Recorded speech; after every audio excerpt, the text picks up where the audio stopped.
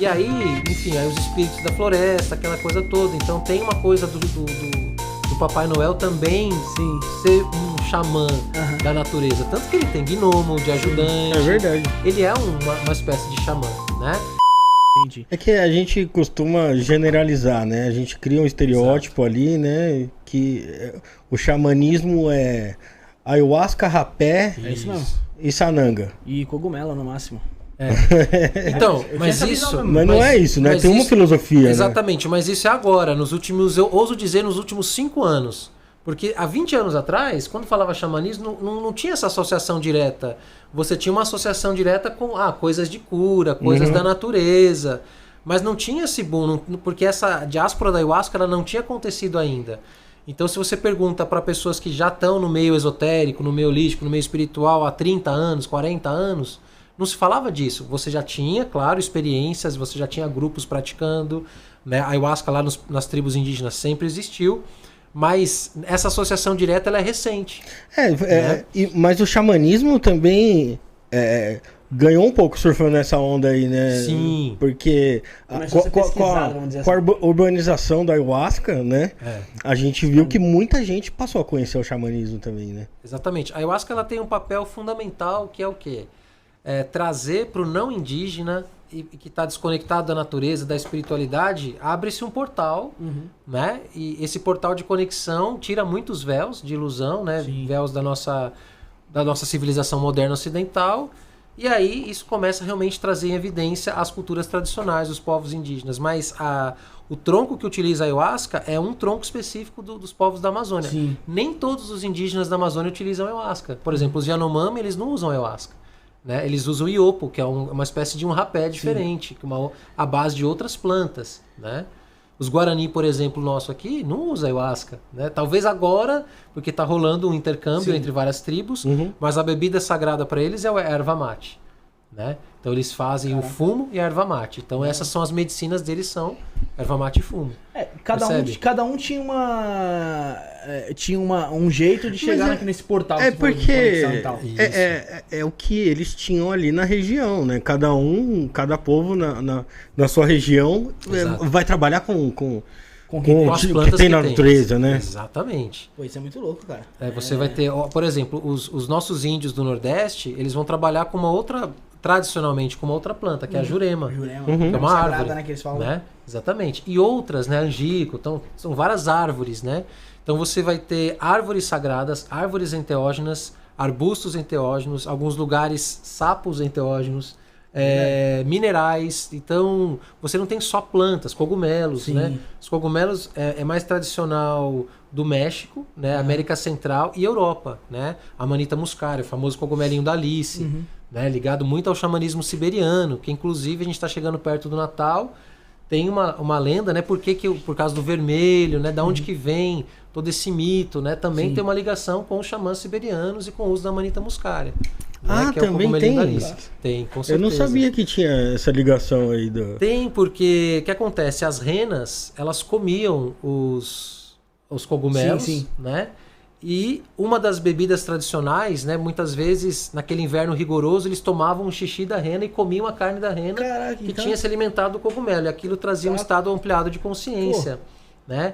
E aí, enfim, aí os espíritos da floresta, aquela coisa toda. Então tem uma coisa do Papai Noel também ser um xamã da natureza. Tanto que ele tem gnomo, de ajudante. É verdade. Ele é uma espécie de xamã, né? E tá ligado também ao solstício de inverno, que é a noite mais fria do ano. Sim. E aí nessa noite você faz o quê? Você traz as árvores vivas, né? Que estão sempre verdes, então os pinheiros que foram adaptados para poder sobreviver nos grandes invernos. E você traz essas árvores para dentro como símbolo de que aqui existe vida. Apesar que tá tudo esse deserto de neve, aquele brancão lá fora, mas aqui tem vida. Então, as guirlandas, né? Então, também, né, o nosso Natal, antes, né, da questão de Cristo, também tem uma origem xamânica. Aliás, São João, a maior parte das nossas festas, né? Você colocou a árvorezinha de Natal em casa, então você já tá praticando xamanismo. Cara, eu gosto de trazer essa origem do princípio, né? Então, eu não sou católico, né? E não...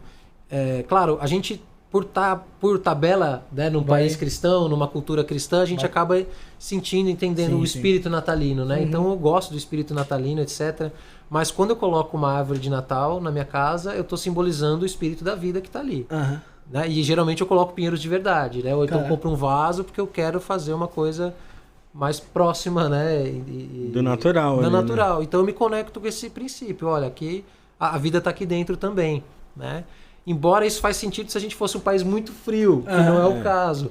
Mas hoje em dia, né, as festas elas não têm mais necessariamente que ter uma ligação com a terra, né? Já mudou. Então as festas antigamente elas tinham uma relação com os solstícios, com os equinócios. Ainda tem meio que indiretamente, né? Só que a gente fala que a egrégora já trouxe uma força para além da natureza. Então hoje em dia você não precisa ter frio, neve, para você ter uma árvore de Natal, sim. porque está simbolizando algo. Então ela deixou de precisar do material, já virou simbólico. Sim. Né? Então... Mas é bacana esse lance do espírito natalino. Por conta dessa fraternidade, né? Que pelo menos uma vez do ano a gente vê ali sua família. Né? A família. Show carnaval. Diga não ao carnaval.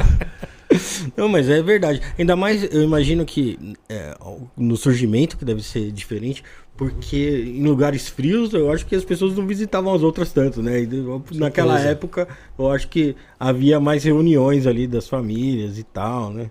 Esses ritos do fogo, né? Que eram muito importantes, né? Você fazer a lareira, sentar em volta do fogo, contar histórias. Esses ritos de inverno, eles são muito interessantes, né? São muito legais. Sim. A gente também faz os ritos de inverno, né? Só que...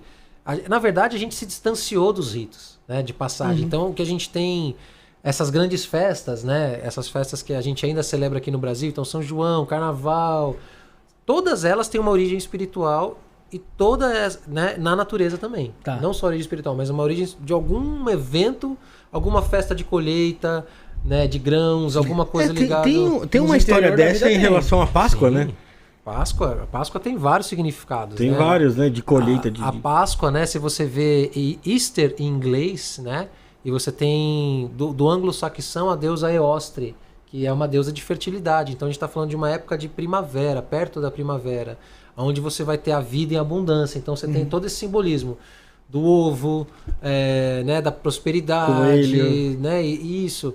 Então você vai ter divindades que depois foram sendo cristianizadas, aí depois sim você vai ter Pesach também, né, no judaísmo, que é um festival de passagem. Então a Páscoa, por exemplo, é um momento que fala sobre passagens, mudanças de um estado para o outro e de um renascimento, né? O que é um renascimento? Do frio do inverno você tem a primavera que vai renovar a vida, e a Páscoa ela vai coincidir com esse tempo natural da Terra. Né? Então as nossas principais festividades estão ligadas aos ciclos naturais. Você falou do São João, me deixou curioso. É tão comemorado na parte do Nordeste ali o São João, né? É maravilhoso. Um carnaval incrível, fora de época, né? Incrível. Qual a ligação ali com o xamanismo? Uma que você fala assim, ó. Sim. Tá na cara e ninguém vê. Tá na cara e ninguém vê. A própria fogueira. Sim, eu vi que você falou da fogueira, de acender a lareira ali e tal.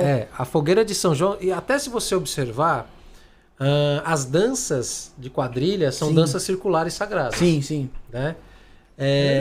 Você vai ter, por exemplo, né, nos países do hemisfério norte, as danças em volta de um grande mastro central. Sim. Não é? Você vai ter Beltane, por exemplo, lá dos povos celtas, que é o casamento, digamos assim, é um rito de purificação, né? Através do fogo. E aí o São João, o que é? Quando vem a cristianização, eles pegam essas festas tradicionais e colocam um santo que tem a ver mais ou menos com a mitologia que está sendo contada ali. Né? Então, claro, tem toda a história, né, de João, né, de ter sido um dos primeiros instrutores de Cristo, etc., de manter essa chama viva, essa chama acesa. Então, dentro da mística cristã, por exemplo, você vai ter algo muito bonito que é ligado à natureza, ao fogo, à estrela. Mas antes disso, então, eram o quê? Os ritos de purificação, onde você passava o gado para limpar, para abençoar, né? No grande inverno, então, você tinha uma proliferação de doenças, então você precisava também aquecer, né? Fazer defumações, e todas essas fogueiras elas serviam para isso. né? Então essa coisa de você pular o fogo, o que significa? Que você está queimando todas as toxinas, todas as impurezas. Tá se limpando ali praticamente. Você está se limpando. Então era um grande rito de purificação, que a gente faz até hoje. Sim. Né? Mas não entende de onde vem. Uhum. Então passava-se o gado, passava-se a colheita, as pessoas passavam, abençoavam casamentos, né? Então é uma grande festa mesmo, né? De celebração da vida. Está ligado também a movimentos de colheita, né? Tanto que aqui ainda é assim, né? Por que tem milho, isso, aquilo? Porque são comidas típicas que dentro da agricultura foram sendo produzidas e que na época de junho e julho é uma grande abundância, Sim. né? E na Europa a mesma coisa, né? Só que cada lugar com a sua colheita, digamos assim. Lá não é milho, mas é trigo. E assim vai. Cada lugar no mundo é algo que se cultiva, né? Cada paisagem da terra, cada ecossistema tem variedades, né? Uma biodiversidade Como única. pode, né, mano? Tá todo mundo junto pô. e ao mesmo tempo separado. Separado, é verdade.